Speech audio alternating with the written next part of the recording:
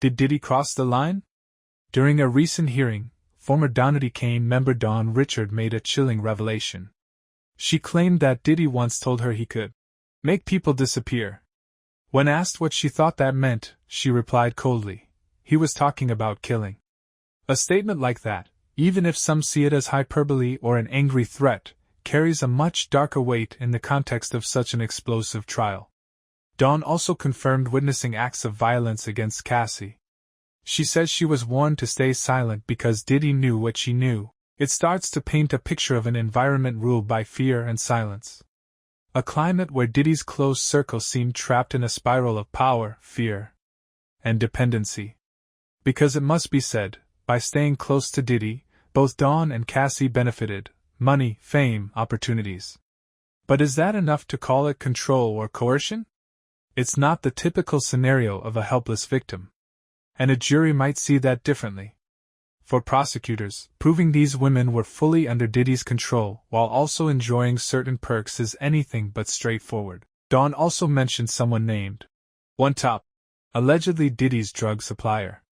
Cocaine, Molly, weed, even ketamine, all reportedly transported in a Louis Vuitton bag around the world.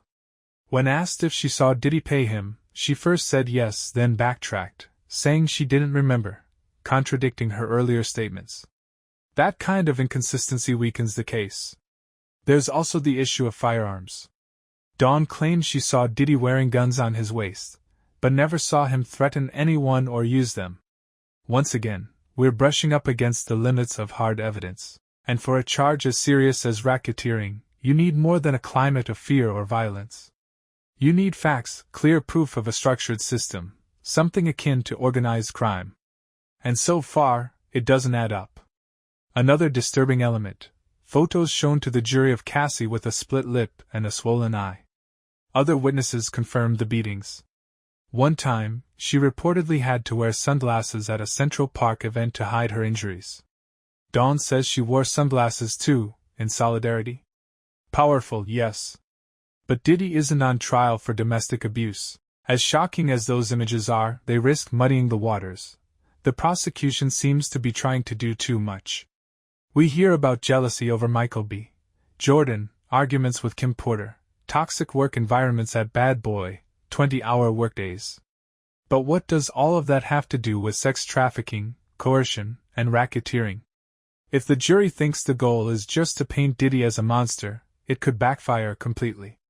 The biggest issue is the lack of coherence. A solid case tells a clear story, beginning, middle, and end. Here, it's all over the place, and even if the prosecutor is known for her storytelling during closing arguments, the jurors might check out long before that. Shock alone isn't enough. Repeating that Diddy was a tyrant won't cut it. You need to connect the dots. Show that behind the threats, the beatings, and the excess, there was a true criminal enterprise. And so far, that connection feels shaky. We're only at the beginning, but doubt is creeping in. And in a trial of this magnitude, doubt might be all it takes to blow everything up.